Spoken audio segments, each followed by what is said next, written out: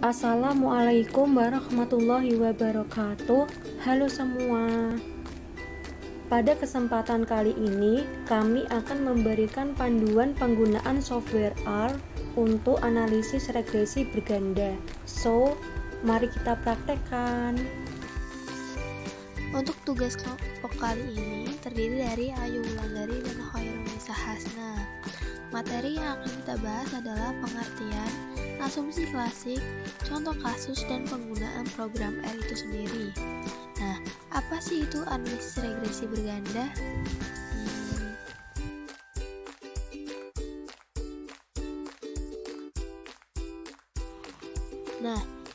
Analisis regresi berganda merupakan model regresi yang melibatkan lebih dari satu variabel independen.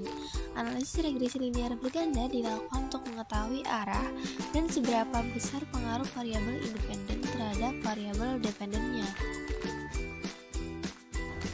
Dalam analisis regresi berganda, terdapat asumsi-asumsi klasik yang harus terpenuhi, yaitu normalitas, autokorelasi, heterogedastisitas, dan multikolinearitas.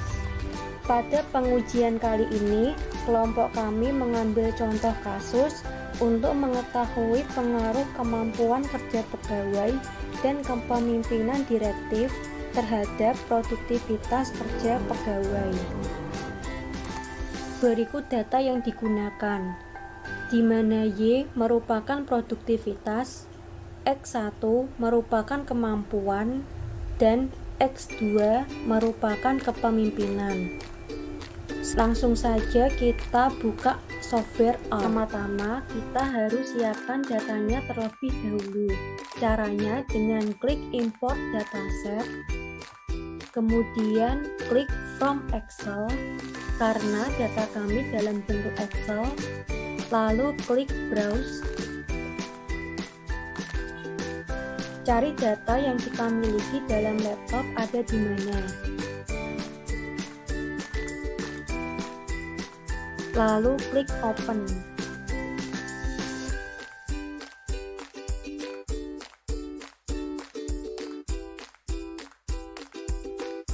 Setelah itu kita mau batasin range-nya. Di sini range-nya adalah B1 sampai B11. Kita lihat dulu. Di sini akan berubah. Kemampuan kita ubah ke numeric. Begitu juga dengan kepemimpinan dan produktivitas. Setelah itu klik import.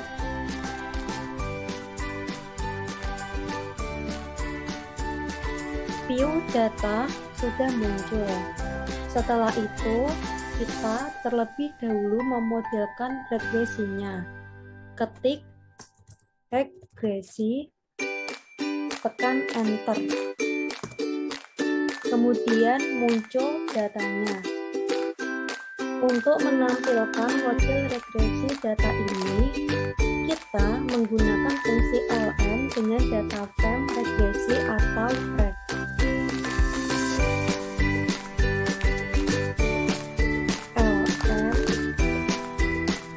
Produktivitas sebagai variabel Y, kemampuan sebagai variabel X1 ditambah dengan kepemimpinan sebagai variabel X2. Dari data kami adalah data sama dengan regresi. Lalu tekan enter.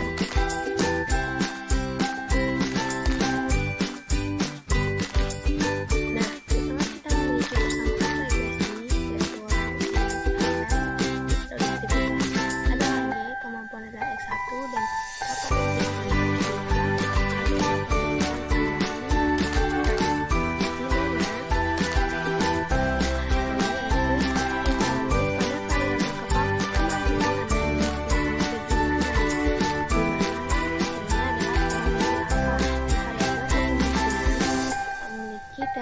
1,756, di mana lebih dari alfa, sehingga kedua variabel tersebut bersama-sama mempengaruhi produktivitas dari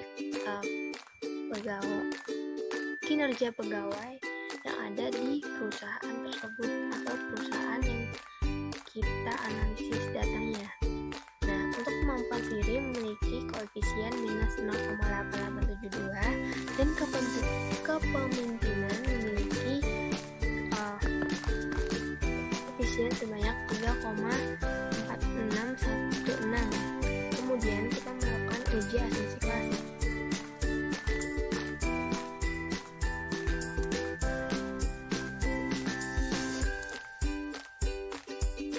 Nah, untuk uji asumsi klasik adalah persyaratan statistik yang harus dipenuhi dalam analisis regresi linear yang berbasis ordinary, S-square, atau OLS. Jadi, analisis regresi yang tidak berdasarkan OLS tidak memerlukan persyaratan asumsi klasik, misalnya regresi logistik atau regresi ordinal.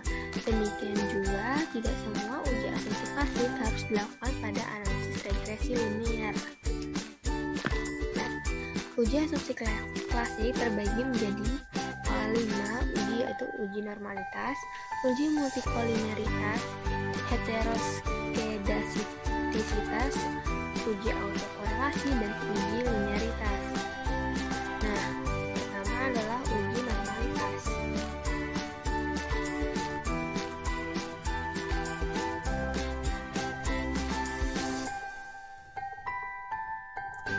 Uji normalitas adalah uji yang digunakan untuk melihat apakah nilai residual terdistribusi normal atau tidak. Model regresi yang baik adalah memiliki nilai residual yang berdistribusi secara normal. Jadi, uji normalitas bukan dilakukan pada masing-masing variabel, tetapi pada nilai residualnya. Nah, untuk uji normalitas kita gunakan Shapiro test. Nah, perlu diketahui uji normalitas pun tidak hanya dapat dilakukan dengan Shapiro test, dapat juga digunakan uji Kolmogorov dan uji lainnya atau berupa histogram. Nah, untuk Shapiro test kita ketikkan Shapiro,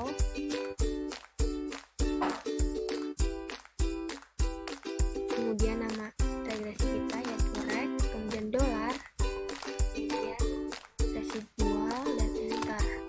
Nah, di sini terlihat bahwa nilai threshold kita adalah 0,02496, yang dimana kurang dari alfa, sehingga tidak memenuhi uji normalitas atau data yang kita miliki tidak berdistribusi secara normal. Kemudian uji multikolineritas.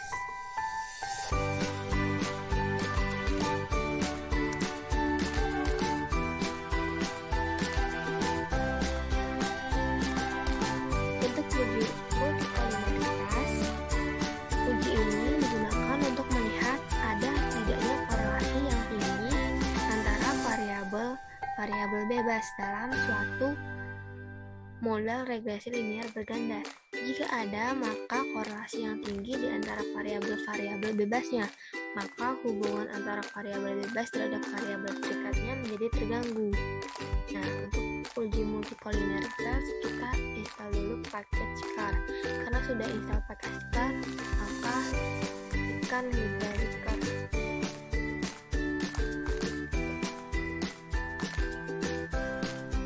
Nah, kemudian kita ketikkan FDF dengan nama regresi kita adalah reg, kemudian enter. Nah, di sini terlihat bahwa kemampuan memiliki nilai variabel yaitu 2,099261 dan kepemimpinan memiliki nilai variabel adalah 2,099261, maka tidak terjadinya multikolineritas atau tidak ada variabel yang terikat sehingga mengganggu. Jika uji multikolineritas, maka hasilnya harus lebih dari 10. Karena hasilnya kurang dari 10, maka tidak multikolineritas dan tidak akan terjadinya variabel terikat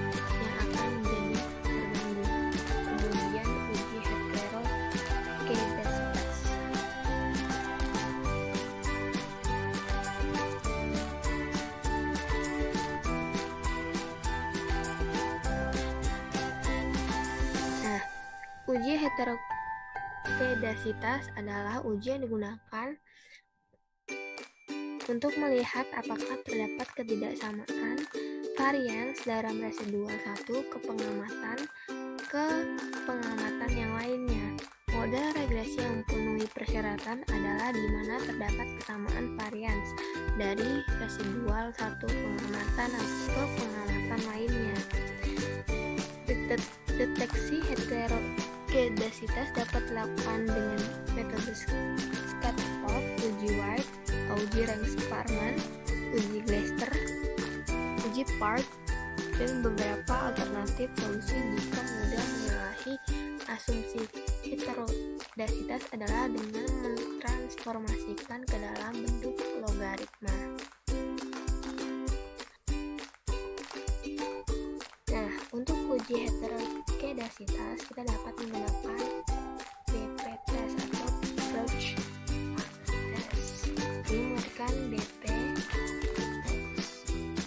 kemudian nama regresi kita, study size,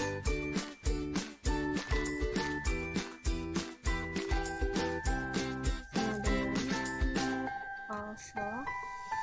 Perlu diingat tentang falso harus menggunakan kapital. Kemudian delta sama dengan regresi.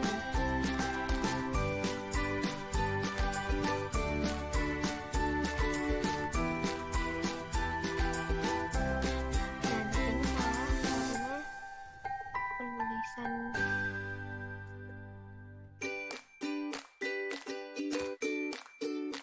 karena masih error, maka kita install package mtest dahulu, yaitu library mtest. Nah, kita tekan data test, track, study size, kemudian falso, data sama dengan regresi, kemudian enter.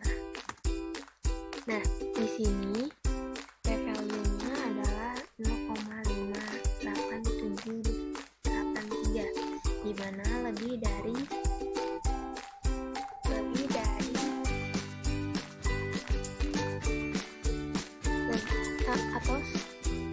dari alfanya. Maka varians atau variabel dari residual satu ke pengamatan lainnya memiliki ketidaksamaan. Nah, uji yang terakhir adalah uji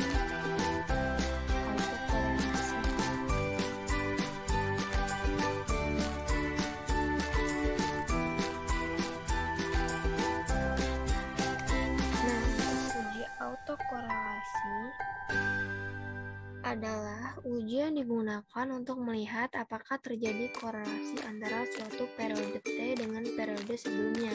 Secara sederhana, bawaan mesin regresi adalah untuk melihat pengaruh antara variabel bebas terhadap variabel terikat. Jika tidak boleh ada korelasi antara observasi dengan data observasi sebelumnya, sebagai contoh adalah pengaruh antara tingkat inflasi bulanan terhadap nilai rupiah. Uji autokorelasi dapat dilakukan pada data time series atau bermaksud dan tidak perlu dilakukan pada data cross section seperti kuesioner di mana pengukuran semua variabel dilakukan secara serempak. Nah, uji ini dapat kita lakukan dengan uji dari Bin Watson, uji dengan Rantes, dan jika data observasinya lebih dari 100, sebaiknya menggunakan Lagrange multiplier atau box Peirce dan Nijun box. Nah, untuk uji korelasi kita dapat menemukan B-test regresi kita. Nah, di sini terlihat bahwa dari Bin Watson testnya menghasilkan value